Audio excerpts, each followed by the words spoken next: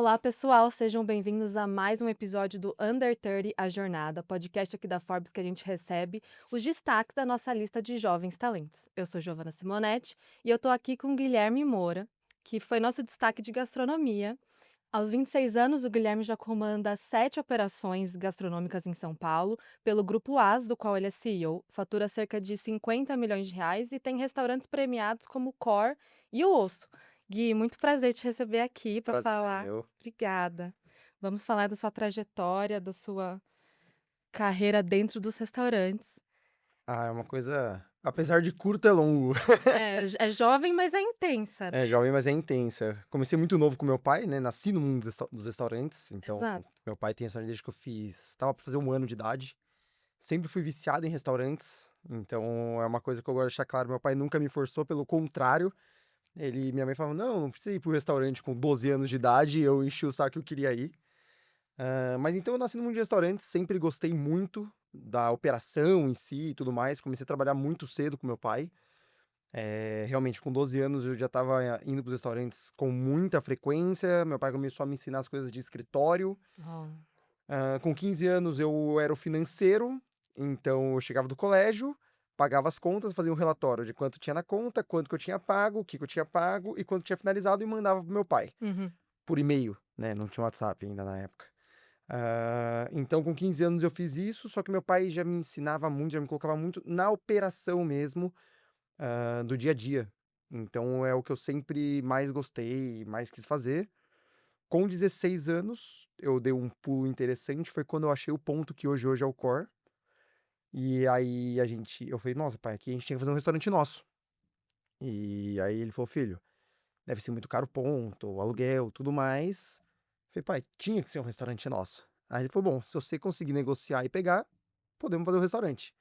Você negociou com 16 Negociei anos? com 16 anos, conseguimos pegar o ponto, é o core, né, hoje. Uhum.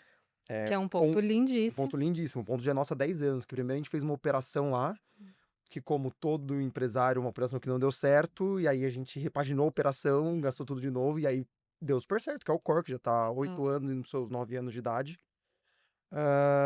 Então eu fiz, negociei, conseguimos pegar o ponto. E aí quando eu fiz 17 anos, 17 e pouquinho, o core estava pronto, meu pai me deu o core pra eu cuidar. você Falou: "Bom". toma seu filho aí. Logo que eu estava com 16, a gente abriu o que era o Batubara. Batubara durou 1 ano e pouquinho. A gente falou: "Putz", conhecemos o Renzo na época: "Ah, vamos fazer a reforma então, vamos trocar tudo, mudar o nome, regastar todo o valor que a gente já gastou pra fazer o primeiro", e abrimos o Core. E aí meu pai falou: "Bom, você já sabe cuidar tudo, cuida, o filho é teu". Claro, com 1000% de aporte, de ajuda, de suporte em tudo que eu precisasse.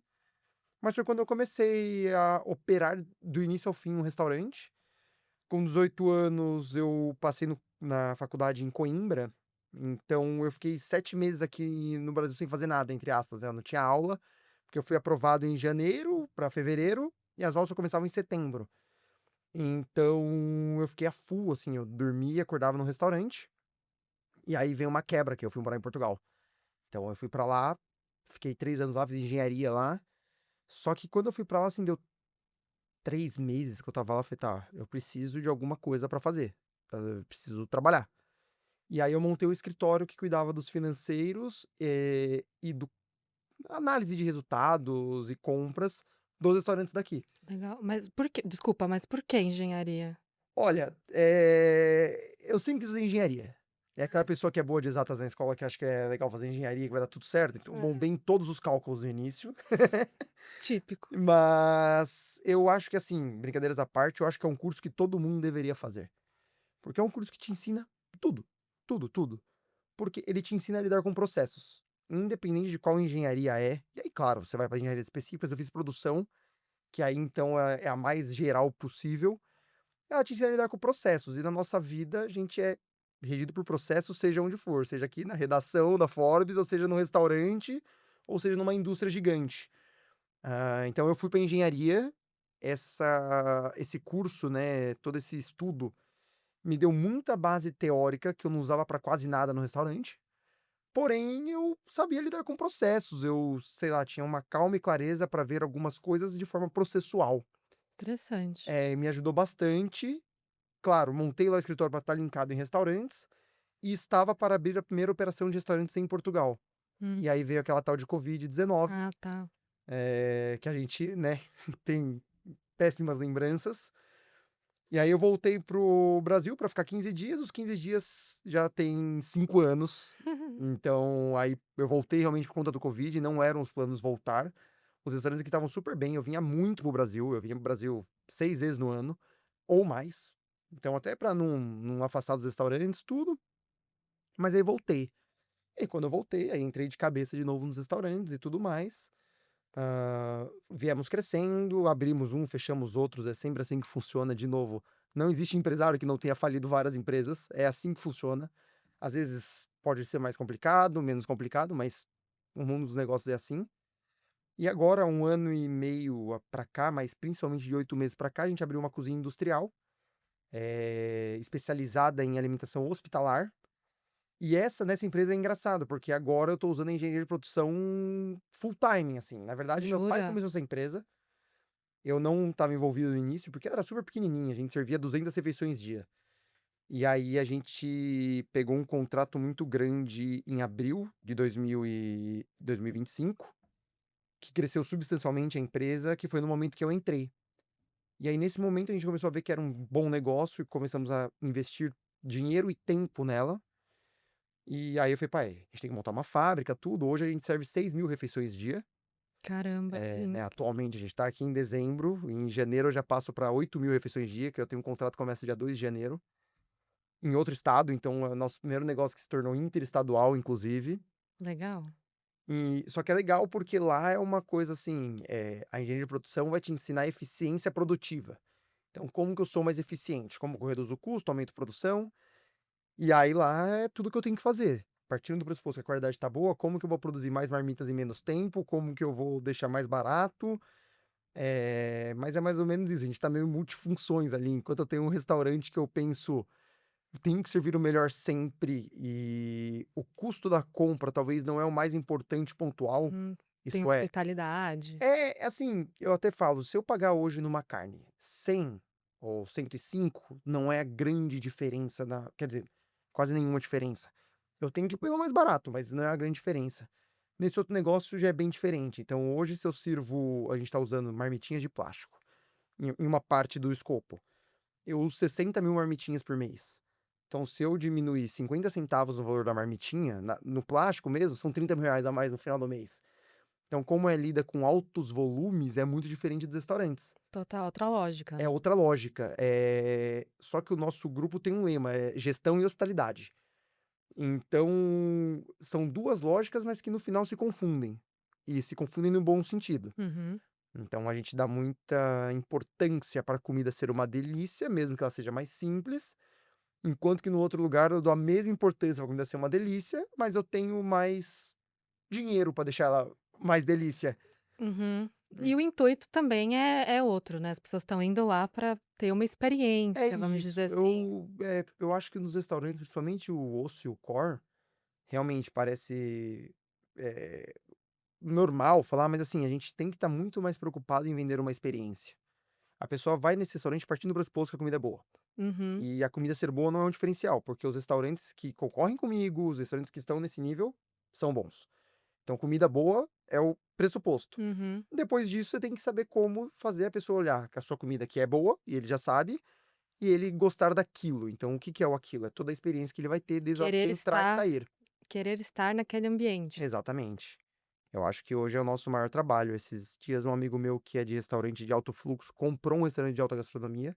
Tem 15 dias e me mandou um áudio falando: Gui, putz, você tem alguma dica pra me dar e tudo mais? Eu falei: pô, Fê, a primeira dica que eu te dou é: você não tem que se preocupar com a gastronomia. Você tem que partir do pressuposto que ela é boa. Ele: não, mas eu tô pensando. Eu falei: não, se você pensar se ela é boa, o problema tá mais embaixo. Você tem que ter uma comida boa. Depois disso, construir toda a experiência da pessoa no seu restaurante. E eu acho que é o que a gente mais trabalha hoje no core, no osso, pra pessoa entrar lá e se sentir especial de alguma forma. E Uhum. sentir que aquilo é especial. E você tem um xodózinho também, que é É, seu bar de vinhos, né? ali tudo muda, ali é onde o coração bate mais forte. Eu acho que é a única das minhas operações que não dá dor de cabeça, no bom sentido. Eu quero Certo. estar lá todos os dias, eu Ah, lá é gostosinho, é outra pegada, é uma pegada super descontraída, que é o Saída de Emergência, ele é super descontraído, só que com um super cuidado na descontração. Então, é um bar de vinhos descontraído, mas eu tenho uma carta de vinhos com 500 rótulos e belas taças. O cardápio é super simples, mas o hambúrguer eu garanto que vai ser um dos melhores que você pode comer em São Paulo. É verdade. Então, assim, eu consegui fazer um negócio do estilo que eu gostava e que eu ia muito fora do Brasil e que eu sentia falta de opções aqui em São Paulo.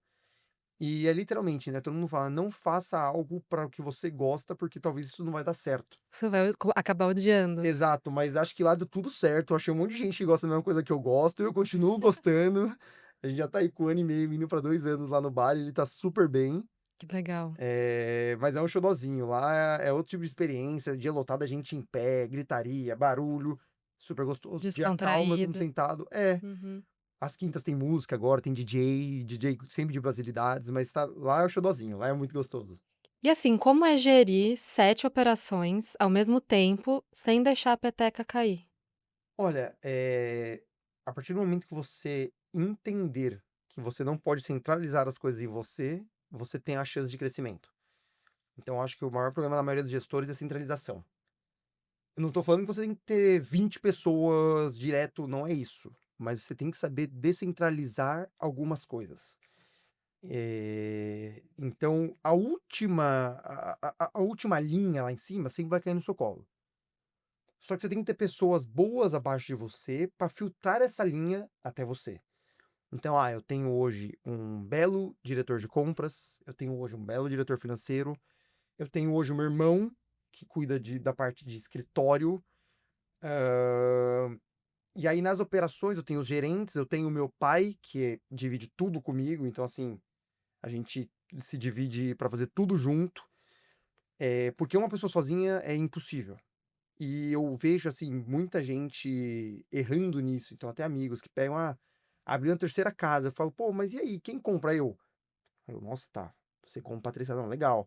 Quem paga as contas? Eu. Ah, legal. E quem fala com o gerente? Não, não, só tem o gerente em um. Eu falo, gente, calma aí, calma, não tem como. Então, eu acho que para gerir tudo isso sem deixar a peteca cair, é achar pessoas boas para estar ao seu lado. E é a parte mais difícil do negócio.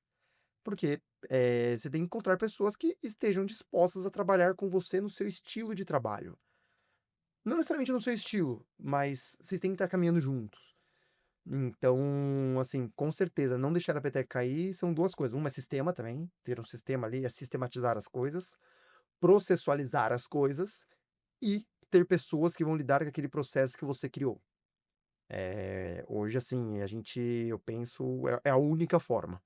Senão, você tem que se fechar em um ou dois negócios e tá atrás do balcão desse um ou dois negócios, e tá tudo bem, mas aí é outro estilo de pensamento. Eu sou da opinião de crescer cada vez mais, só que arrumar gente e tentar criar novos líderes. Eu acho que a maior função de um bom líder é saber liderar e encontrar novos líderes para liderar, e aí você consegue crescer realmente uma raiz, assim, e conseguir expandir bastante. Total. Como que você achou seu estilo de liderança? Olha, eu nem sei se eu já achei. Hum, Eu acho que eu ainda venho construindo isso. Eu e meu pai, a gente tem visões muito parecidas, eu e meu irmão temos visões muito diferentes. Eu e minha mãe temos visões muito diferentes, a nossa empresa era 100% familiar, né? Ela veio se aprimorando. Então, a minha vista de liderança sempre foi meu pai e minha mãe. A do meu irmão sempre foi meu pai, minha mãe, depois um pouquinho eu, porque ele é um pouquinho só mais novo, 2 anos, 3 anos. Então, eu acho que eu tô moldando ainda o meu estilo de liderança, mas claro, estando à frente já há algum tempo, eu já tenho ali uma linha, e eu tenho funcionários que eu herdei do meu pai desde sempre, que estão com a gente há 20 anos, 15 anos, que gostam do meu estilo de lidar e são meus braços direitos e esquerdos hoje. Então, acho que tá funcionando, mas eu ainda venho aprendendo muito, eu faço cursos pontuais, leio alguns livros de liderança, para tentar entender e ver como que tá se caminhando isso no mundo, que eu acho que isso dá uma diferença brutal. uhum. Quando você vê que o seu turnover tá mais baixo nessa linha, eu acho que minha liderança tá boa. seu turnover vai estar alto, tá muito alto, eu tenho que entender aonde tá o ponto ali O da questão. gargalo. É, Uhum. mas eu venho criando bastante essa liderança dentro de mim pra conseguir terminar esse desenho. Uhum. E você já passou sendo tão novo, né, você começou a liderar o quê? 22? É, com 18 para 19 que eu abri o escritório em Portugal. Quer Meu dizer, Deus, com 17 meu pai me deu o restaurante, né, você já falou: "Pra eu tinha cuidar do core", eu lembro até hoje, eu não tinha 18 anos ainda quando demiti o primeiro gerente da minha vida. Ele gritou comigo, aí eu fui falar com meu pai falou: "Ué, demiti ele agora". Aí eu: "Opa, como assim?", né, o gerente. BO de verdade. Aí ele: "Ué, ele não tem o direito de gritar com você". Aí eu fui. Aí o gerente pegou e fez assim: "Não, tá bom, vou falar com seu pai". Meu pai olhou pra ele e falou: "Ué, ele que cuida do restaurante". E aí eu falei: "Tá, então realmente eu devo estar liderando algo". Mas era muito mais difícil naquela época, e eu vou te falar, eu até entendo ser muito mais difícil, eu era muito novo, não tinha como. As pessoas me respeitarem, você tem que É isso, conquistar o respeito. exato. A minha pergunta era justamente essa, ser É, tão novo, ser levado a sério, é assim, como? era bem mais difícil. Hoje em dia eu tenho zero problema com isso, ainda sendo novo. Eu tenho zero problema, mas eu passei por muito problema, entre aspas, por conta disso, porque realmente a pessoa não queria te escutar. E, de novo, eu nem tiro a razão da pessoa, sendo muito sincero, olhando hoje pra trás, eu falo, cara, pô, vou falar pra um maître do restaurante que tá há 40 anos no restaurante. Ah, eu tô há muito, 5 com 18 anos, como que ele tem que fazer o negócio? Muitas vezes eu tava certo, mas não é fácil, então não tinha nem como culpar eles. Eu vendo hoje com muita clareza. Na época eu queria morrer, mas vendo hoje com muita clareza. Mas eu fui criando. Mas quando abriu o escritório lá em Portugal, que aí eu tinha 18 para. Não, 19 anos, vai, que eu comecei a operar o escritório lá em Portugal, aí que eu liderei mesmo. Mesmo que eram só 3 pessoas, só que eram 3 funcionários que eu contratei. Dois trabalhavam comigo, estudavam comigo na engenharia. Mas então, assim, foi a liderança forte. Aí quando eu voltei pra cá, e aí eu comecei a liderar todo mundo, junto com meu pai, claro, e com meu irmão e tudo mais. Só que aí eu cresci a escala, na verdade, né? Falei, bom, agora você lidera um monte de gente. Então, foi interessante, assim, mas eu aprendi um pouquinho da Marley quando era mais novo. Eu Mas imagino. Mas é interessante ter essa clareza de saber equilibrar a experiência de alguém com é, a sua li a seu sua posição. hoje eu acho que eu lido com isso muito melhor que eu lidava antes. Isso é, eu hoje, a minha maior função como líder dos restaurantes é achar pessoas muito melhores que eu para todas as áreas. E a definição. Então, assim, tudo bem, eu posso ser muito bom em liderar tudo isso, mas eu não sou o melhor em compras, eu não sou o melhor no financeiro. Então, eu tenho muita clareza nisso. Quando a gente trata de operação de restaurante em si, salão, modéstia à parte, eu sou bom. Sou bom, modéstia à parte, assim, eu tenho uma visão muito boa de salão, de restaurante, de funcionamento global de um restaurante. Só que isso eu já consegui conquistar de todo mundo que trabalha comigo e, de certa forma, do mercado. Então, mesmo com a minha idade, o pessoal já me respeita bem com isso. Mas isso foi muito difícil e naquela época eu não sabia lidar tão bem com isso. Então, por isso que eu falei, hoje em dia eu tenho muita clareza. Naquela época eu via um maître fazendo algo errado ou diferente do que eu esperava e eu queria morrer. Eu tava pé da vida. Falei, cara, não é assim. Eu já falei que não é, pô, eu tô mandando que não é. Hoje em dia eu já não. Primeiro, que provavelmente ele faria do jeito que eu pedi. Segundo, que se ele não fez, eu vou entender o porquê. E aí, o terceiro, se ele continua não querendo fazer, eu vejo que o meu tá certo, aí a gente tem que resolver de alguma outra forma. Uhum, Mas hoje em dia é muito mais fácil pra mim isso. Naquela época não, mas eu também era novo. Isso foi me ajudando a criar a minha liderança também, eu acho. total. É uma evolução, né. Exato. E de alguma forma você ter a figura do seu pai tão próxima de você desde o começo, de uma empresa familiar, isso já te incomodou? Você já quis sair da "sombra", entre aspas? Zero. Zero, porque meu pai é doido. Conte mais. Ué, a única forma de uma pessoa dar um restaurante do tamanho pro core de um filho de 17 anos tem que ser doido. Então, o que eu quero dizer, ele sempre me deu muita autonomia. Muita. Muita, muita, muita. Eu falo, pai, até demais, você não achava? Não, sei lá, com 15 anos pagar as contas do restaurante, vai isso, eu pago o boleto errado. Nunca paguei nenhum errado. Mas Mas poderia. eu olhando assim, e pelo contrário, ele acha que ele me ensinou quando eu for pai, como eu vou ser com meu filho também, porque ele sempre me deu muita autonomia. Então, ele me deu a autonomia de errar, de acertar, de fazer tudo que eu quisesse, e ele dá até hoje. Eu, na verdade, eu não conseguiria sair da sombra ali, né, entre aspas, que não é uma sombra a palavra, mas a gente trabalha junto, então ele realmente, dando autonomia, você não tem problema. Eu acho que esse é o grande problema das empresas familiares. Chega no momento que eu penso que a carne tem que ser feita na lenha. E ele pensa que tem que ser feita no carvão. Se ele usar, no momento que eu já estou operando restaurantes assim como ele, vamos supor, tá um exemplo bobo, mas se eu olhar e falar, putz, vamos usar lenha, e ele fala, não, eu tô mandando que vai ser carvão, eu não quero saber o que você tá pensando, é aonde daria algum problema. Meu pai nunca faria isso, e eu acho que vários pais acabam fazendo isso. Talvez porque com certeza a lenha vai dar errado. Uhum. Mas, se você não der a chance da pessoa errar, ela não vai aprender. Isso principalmente quando você é mais novo. Depois que você alcança um ponto, como hoje. Hoje, se eu falar pro meu pai, pai, tem que fazer tudo no charbroiler. Ele vai olhar pra mim e falar, nossa, você deve estar ficando doido, mas tá bom. Alguma coisa você viu ali que deve ser verdade. Porque ele sabe que eu nunca falaria, vamos fazer tudo no charbroiler. Uhum. Então eu acho que por isso, a minha relação com meus pais foi sempre incrível. Então eles sempre me deram toda a autonomia que eu precisava, deixaram eu errar, viram quando eu acertei, e até hoje, às vezes a gente olha e você fala, putz, pai, vamos fazer de tal forma, ele não vai dar certo. Não vai dar certo. E às vezes dá certo, às vezes dá errado. E ele também. Ele olha pra mim e fala, filho, vamos fazer de tal forma? Eu, pai, acho que vai dar errado. Não, não, mas é porque não sei, vamos, se der errado, a gente resolve depois. Aí dá errado. Ele, pô, bem que você falou. Ou então, viu, filho, deu certo. Eu, pô, deu certo.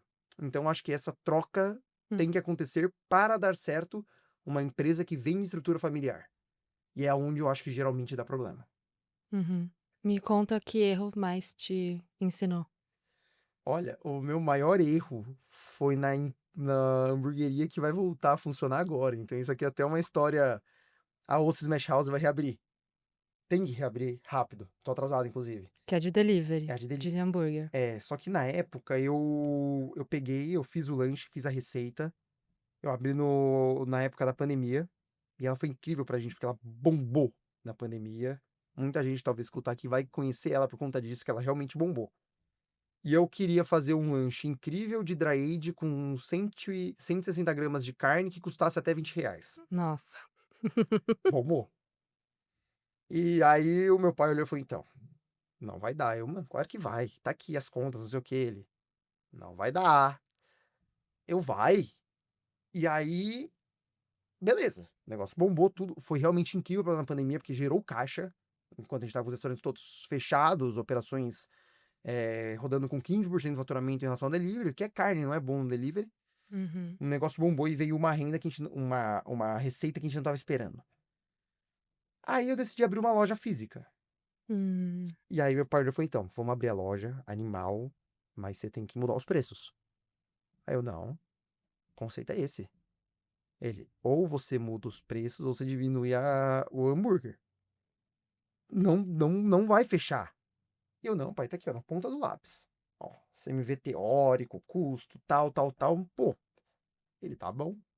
Não, deu certo. E aí até o dia que ele olhou pra mim e falou, bom, no momento atual que a gente está, nosso tempo versus nosso dinheiro versus uma proposta que a gente tinha pelo ponto. E aí, você vai querer mudar agora? Vamos fechar? E aí a gente fechou a loja. Teve um problema também que veio a segunda onda da pandemia, a mulher não quis abaixar o aluguel. Mas eu olhei, e aí ele olhou pra mim e falou, ó, eu te avisei. Não ia bater. Você tem essa clareza? E eu olhei e falei, pô, tenho a clareza. Errei rude, assim, errei brutalmente. E é normal. Então eu acho que é o que mais me ensinou. Tanto que na nova fase, eu falei, pai, não vai mais ser um lanche de R$ 20. Eu quero que seja a melhor mordida que alguém já deu no Smash, como ele já era. Mas não dá pra isso custar R$ 20. Então ia ter que custar 35. E eu, na nova fase, eu tô super disposto. Se tiver que cobrar 45, eu vou cobrar. Pra ser a melhor mordida do jeito que eu quero. Porque a outra opção na época era, vamos diminuir, vamos fazer com duas carninhas de 40, 50 gramas, tal. Uhum. que era ir para outro conceito. Eu falei, pô, nossa, pai, mas ele vai mudar todo o conceito do lanche. Isso não agora, na fase anterior, que ele Uhum. tentou me salvar. Eu e meu irmão. Os dois erraram, aprenderam juntos.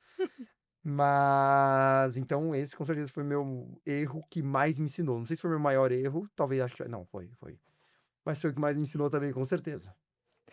Nas famílias juntos nos erros e nos Total, acertos. tá todo mundo junto, ninguém só tá mão do outro, não. E agora vai abrir só delivery Só ou delivery. Só delivery porque eu acho que hamburgueria. Acho não. Hamburgueria não é um bom negócio. É muito difícil. Tem muita, essa concorrência é grande, o ticket médio é pequeno, e hoje os custos de aluguéis nos bons lugares em São Paulo são muito altos. Então, sei lá, vou vender um lanche por R$ 30. Vou pagar um aluguel de 15 mil. Quantos lanches eu tenho que vender no mês só pra pagar o aluguel? Fora todos os outros custos, sabe? Então, assim, você começa a ver essas coisas e fala, nossa senhora, eu tenho que vender sei lá quantos mil lanches, eu não sei. Enquanto que eu percebi que se ela for um negócio adendo a outro negócio, então, por exemplo, a minha vai sair de dentro do incêndio do saída. Eu preciso de no máximo mais 2 funcionários. Se eu vender no mês 4 mil lanches, ela tá assim, lindo. Se eu vender 10 mil, tá perfeito. Se eu vender 1.000, não vai me dar prejuízo. Então, é Perfeito. um business que muda muito. É muito difícil dar errado, porque eu preciso de muito pouco para ele suprir o necessário. Então, a gente tá meio que nessa linha de somar faturamento numa mesma operação. Uhum. Que é mais ou menos a ideia que era o Saída, que o Saída cresceu demais, aí mudou. Mas o Saída foi a mesma coisa. Eu já tinha um incêndio, falou, pô, vamos colocar um bar de vinhos em cima. E a nossa meta era ele fazer 20% do faturamento que o incêndio fazia. Então, o que eu faturava de 100% é 120. E aí ele fatura hoje 120% do incêndio. Ele se torna maior que o incêndio. A ideia é que ele Uhum. fosse 20%, ele é 120. Mais que Uau. dobrou o faturamento do ecossistema, que a gente chama, mas não era a ideia. A ideia era crescer 20% ali, tava bom. E a hamburgueria vem a mesma coisa. Eu falei, bom, olhando todo esse ecossistema que a gente tem hoje, eu quero que a hamburgueria fature 10% do que eu faturo lá hoje. Se ela faturar 5, não tem problema nenhum. Se ela faturar 15, tá lindo. Se ela faturar 100, aí eu não sei o que eu vou fazer, porque vai ter hambúrguer até já com os escuros saindo. Mas essa é mais ou menos como a gente pensa dessa hamburgueria agora. Mas é muito interessante ver sua visão de negócios, estratégia. Isso vem do seu pai, vem da engenharia, vem. Olha, eu acho que é um mix. Meu pai sempre teve uma visão muito estratégica, só que ele fala, meu, minha estratégia não era em números no final. Hoje a gente faz um brainstorming assim, no papel, conversando, pensando tal, e joga esse número. Joga isso aqui coloca nos números, coloca nas planilhas, coloca na inteligência artificial, que hoje é importantíssima. Meu, analise isso aqui. Ah, a gente analisou tudo ali, em números, a gente consegue traçar uma meta, consegue traçar tudo para entender, inclusive, os KPIs, saber se o negócio tá dando certo ou tá dando errado. Então, eu acho que aí a engenharia veio e me ajudou muito. Hoje a IA vem e ajuda ainda mais. E o meu pai já vinha com essa, meu pai e minha mãe com essa visão estratégica, assim, do nada, de ter uma visão estratégica. Então hoje a gente só coloca em dados mesmo essa visão estratégica para analisar, que é como eu falei, hoje eu tenho a meta clara, beleza, vou abrir a hamburgueria, eu preciso de 10% do que fatura hoje, tá ótimo. Se for 5, eu preciso tirar um funcionário, se for 15, eu preciso colocar mais um. Já tá tudo traçadinho. Então é muito mais fácil de abrir o negócio, de Hum. entender se vai abrir o negócio ou não. Mas você é dos números, mas ao mesmo tempo você tem esse quê da hospitalidade, né? Na verdade, eu sou dos números pra parte estratégica. Tá. Eu não gosto de escritório. E meu irmão gosta. Hum, Ou seja, ele ótimo. cuida disso. Eu compro vinho, ele vem brigar comigo, comprei vinho demais. Legal. Da hora. É a parte dele na empresa, é super, super dividido. A minha parte é operacional. Então, assim, a minha parte é hospitalidade, tudo isso, essa é minha área. E a área do meu irmão hoje é a parte de escritório. Compras, financeiro, ele que analisa isso. Obviamente, eu ajudo muito ele me ajuda, mas eu acho que é onde os dois se dão melhor, cada um no seu canto. Eu não gosto muito de números assim, não. Ah, tá. Quando entra a questão estratégica, aí eu adoro. Nossa, aí eu adoro. Aí eu vou lá, monto e vejo, não sei o que, coloco cenários, isso eu sempre gostei muito. Agora, números no dia a dia não é o meu forte, eu não gosto. Eu já fiz. Até brinco com meu irmão, falo, olha, eu acho que é uma escada normal, tá? Eu já passei por essa parte chata, BO é seu. Por outro lado, ele pode, 6 da tarde, os BOs deles diminuem, né? Entre aspas, grande aspas, e os meus não, né? Os meus continuam porque é a parte operacional. Ele tem que acordar cedo, eu não preciso acordar cedo. Mas eu durmo tarde e ele não precisa dormir tarde, entre Hum. aspas. Mas a gente se divide meio que assim. Então é legal. É. Eu acho que uma das coisas mais interessantes sobre você, que você é muito estudioso, né. Você vai ter um restaurante de carne, você vai atrás da melhor carne da Espanha. Eu lembro de você já ter me contado essas histórias, assim, Sim. de ter adega de vinho pelo mundo, de realmente estudar, de ser até Sim. meio nerd, assim. Total. Total, Me total. conta de onde vem isso. Nossa, eu não sei, uma vez eu fiz eu quase que uma trilha de carreira ali, com a Nora Mirazon. É um casal que são super amigos nossos. Os 2 são executivos, ela era da área do marketing e o Mané da área ele era CEO, foi CEO da Ferreiro. E ele, assim, sempre foi meu guru. Tudo que eu fui tomar decisão na minha vida, desde pequenininho, ele é amigo do meu pai há muito tempo, ele me ajudou. E a Nora, a mulher dele, quando saiu da PepsiCo, ela montou uma empresa para ajudar no caminho de carreira. Como se fosse na verdade é o coaching de verdade, né, mas o coaching de alguém que Sério. foi diretor geral da Hum. PepsiCo. E aí eu fiz, ela olhou pra mim um dia, eu tinha na época 19 anos, 20, ela falou: "Gui, eu quero te dar o coaching, acho que você merece, você precisa". E meu pai falou: "Meu, ele precisa muito", que é várias coisas legais, aprender a falar não, aprender a entender como você é de líder, mas uma coisa que eu lembro muito é que uma das coisas eu tinha que mandar pra 10 pessoas que eu confiasse, um questionário sobre mim. E essas pessoas tinham que responder com a maior seriedade do mundo, um questionário sobre mim. E uma das perguntas eram: defina o Guilherme com uma palavra ou um objeto. E aí depois eu e ela, né, na sessão analisamos isso. Então eu tive uma pessoa respondendo que eu era Bombril, serve pra tudo. A outra pessoa respondendo que eu era uma inteligência artificial, naquela época. O outro respondendo Google.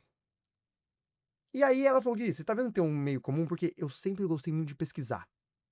Então, não me pergunte bem o porquê. Eu sempre gostei. Então, assim, sei lá, eu adoro carro. Eu pesquiso tudo de carro. Se eu vejo um carro, eu vou pesquisar o motor, vou saber de tudo. Realmente, eu adoro avião. Eu pensei em fazer ITA, pensei em ir para da aviação já. Eu preciso tudo de avião. Eu sei o nome, eu sei tudo. Eu gosto de barco. Tá, eu preciso dos barcos. Aí eu tenho restaurante de carne. Putz, é a coisa que eu mais estudei na minha vida. Aí é fato. Genética, alimentação. Viajei muito pra pesquisar. Aí eu gosto de vinho. Então eu li um monte de livro de vinho. Eu viajo pra tomar vinho todo ano. Eu tenho uma adega nos Estados Unidos, uma adega na França.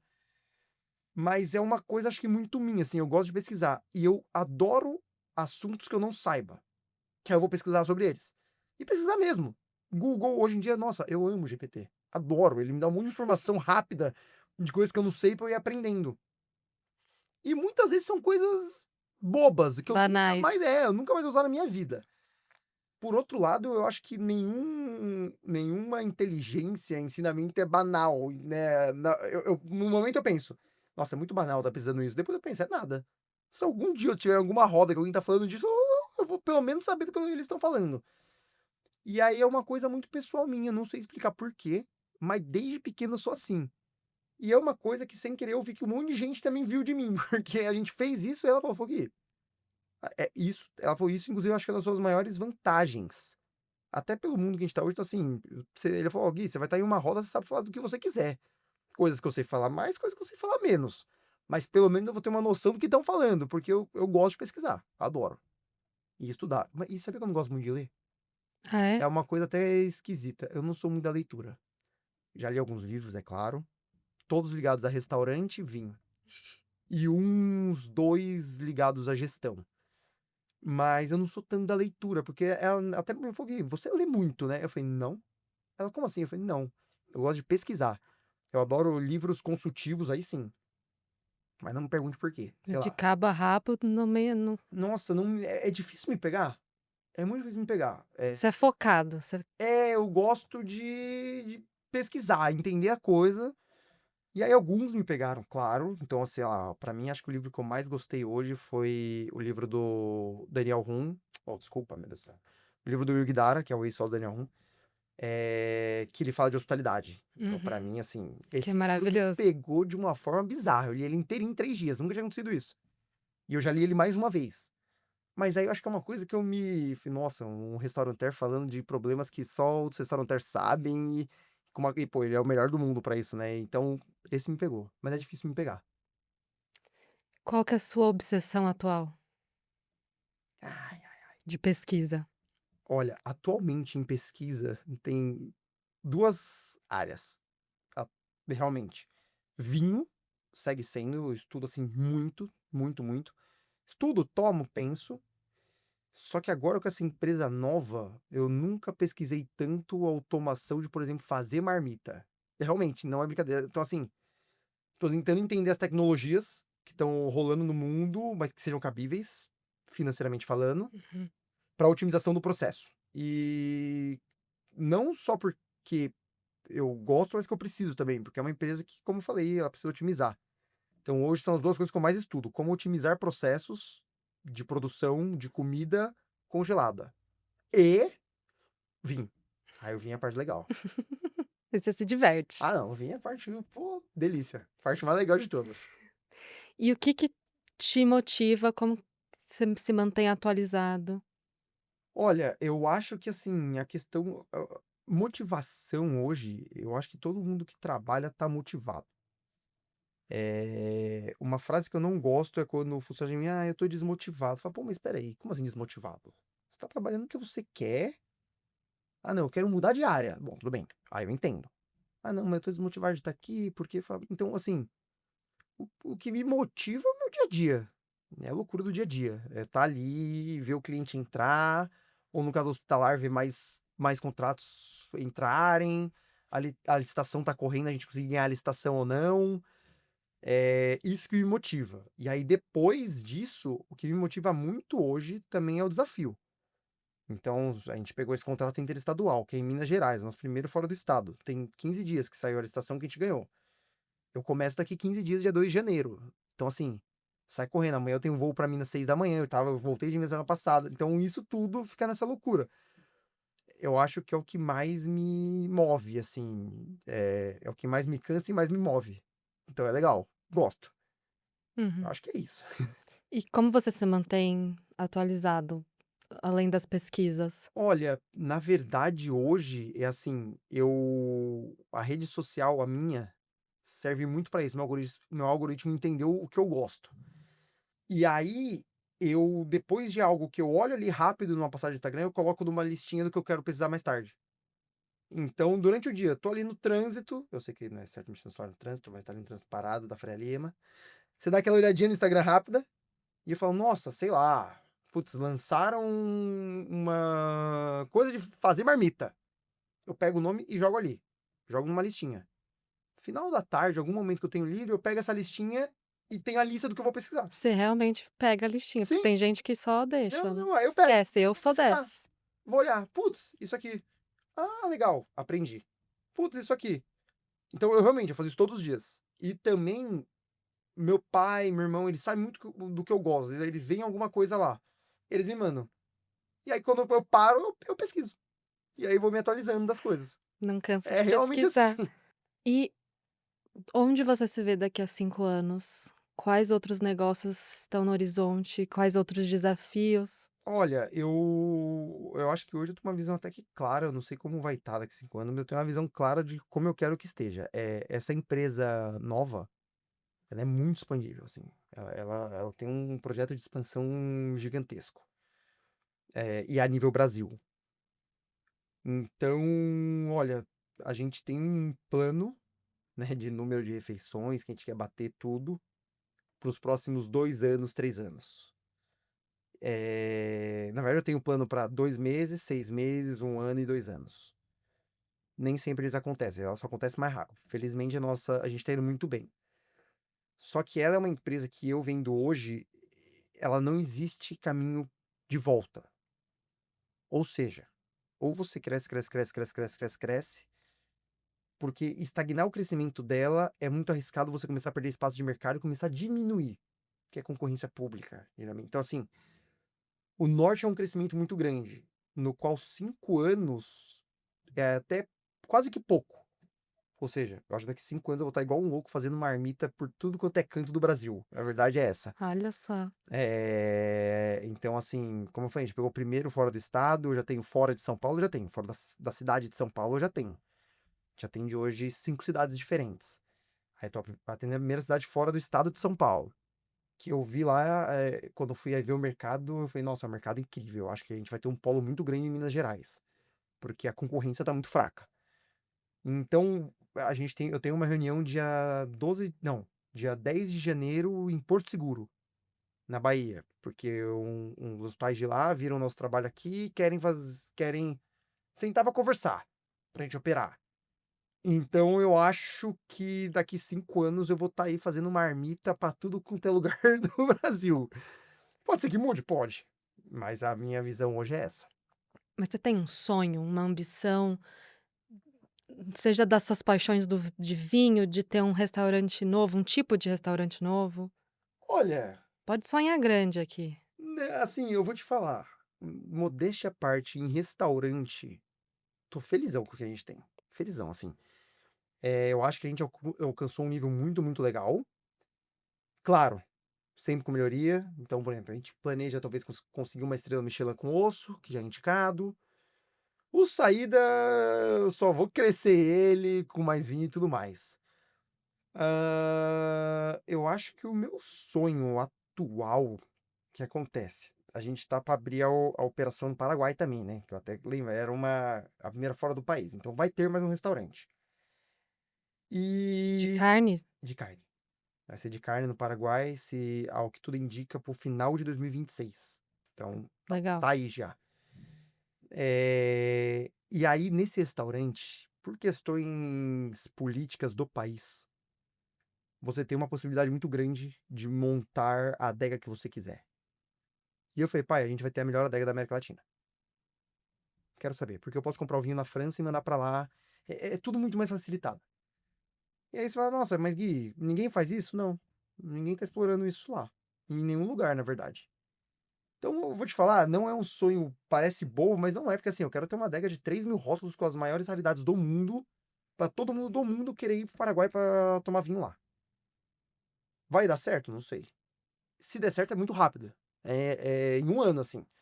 Mas eu acho que o meu principal sonho de dar tesão é esse. Eu falei, pai, meu, vamos abrir lá, vai ser legal, mas eu vou montar o mais da hora que existe, assim, vai ser uma carta de vinhos, não que os meus hoje já não sejam, mas a gente tem muita limitação no Brasil, então você pega uma safra rara de um vinho, você não consegue trazer ele pro Brasil, você não pode importar, então você tem limitações, lá não.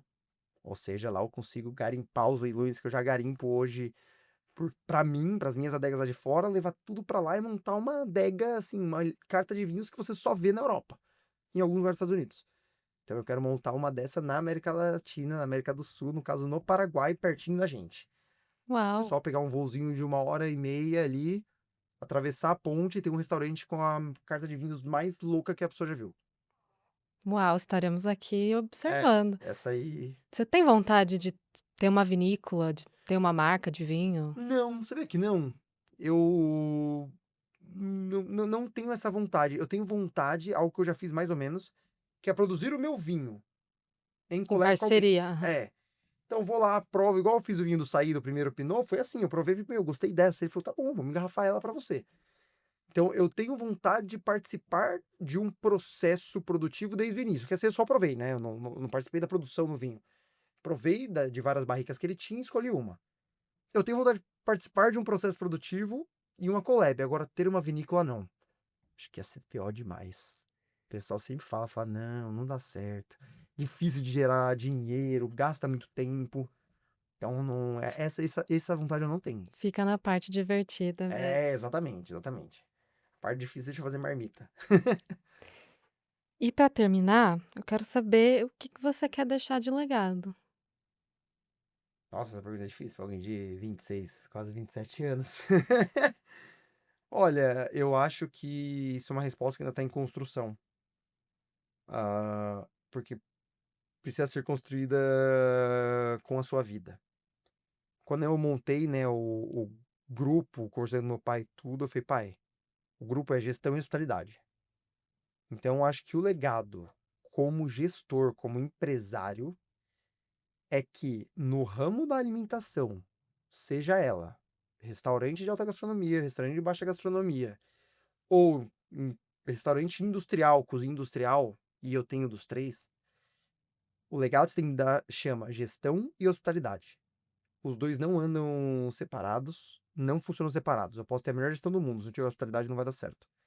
Eu posso ter a melhor hospitalidade do mundo, se eu não tiver gestão não vai dar certo. Tanto que é o coisa, né? Até o spoiler, a gente tá lançando o nosso novo grupo mesmo, que engloba inclusive essa empresa de alimentação hospitalar, chama Grupo Auri, Gestão e Hospitalidade.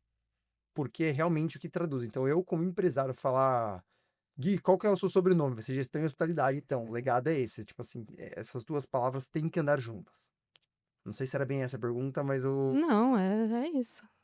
E, na verdade, eu também queria ouvir um conselho que você daria para um jovem que quer também virar empreendedor, empresário. Olha, eu vou dar um compilado de conselhos. Conte. Então, assim, o primeiro é, quando a pessoa entender a área que ela quer, é começar a pesquisar tudo de todas as áreas. Mas, obviamente, focar no que ela quer. Realmente pesquisar. Nesse meio, ele vai achar coisas que deram certo e deram errado. E dá pra pesquisar, filtrar e entender a curva normal ali do que tá dando certo e do que tá dando errado. E com isso, saber exatamente no que atacar. Então, por exemplo, se a pessoa é do mundo da alimentação, eu já dou o conselho rápido: gestão e hospitalidade. Acabou. Mas por quê? Porque eu pesquisei muito e vi que restaurantes que não davam coisa pro cliente, não ligavam pro cliente, podia ter a melhor gestão do mundo, quebravam. Empresas de alimentação hospitalares, que eu tô vendo agora, que não ligam pro produto que estão entregando, estão quebrando. Por outro lado, restaurantes que fazem de tudo pelo cliente, mas não têm uma gestão, estão quebrando. E cozinhas industriais que estão fazendo de tudo pela comida, mas não têm uma gestão, também estão quebrando. Ou seja, nisso eu faço uma compilação e entendo que eu tenho que dar 100% de visão para gestão e hospitalidade. Ou seja, jovem empreendedor, entenda a sua área, pesquise muito sobre ela, concorrentes, quem quebrou, por que quebrou, quem cresceu, por que cresceu, qual que é a maior, qual que é a menor. Pesquisa, pesquisa, pesquisa. Pergunta, vai até as pessoas. Compila. E entenda onde está o X da questão. Ah, talvez na área do marketing e inovação, você tem que sempre estar um passo à frente. Ah, não sei, na área de tecnologia, é a rapidez. Esse dia eu escutei isso de uma pessoa, um grande amigo que tem uma empresa de tecnologia gigante. Ele falou, Gui, eu entendi que o maior diferencial é ser rápido. Então eu entrego um sistema em 20 dias. Um sistema bom. Para isso eu tenho 400 pessoas só fazendo o sistema para você naquele momento. Então, por exemplo, ele entendeu, ele fez um monte de pesquisa, ele viu todos os concorrentes e ele falou, meu, aonde eu tenho que atirar é aqui. Eu vou ser o mais rápido possível com a qualidade. Então, jovem empreendedor, pesquise o que você está querendo fazer. E outra, você vai errar, viu? Pode errar. O segundo conselho é errar é normal e necessário. Mas pesquisa muito e entenda aonde tem que ser o seu ponto focal principal. Eu acho que isso aí você vai reduzir metade dos seus erros. A outra metade você vai errar mesmo, não tem o que fazer. Não, não, não fique chateado com o erro. Você vai errar.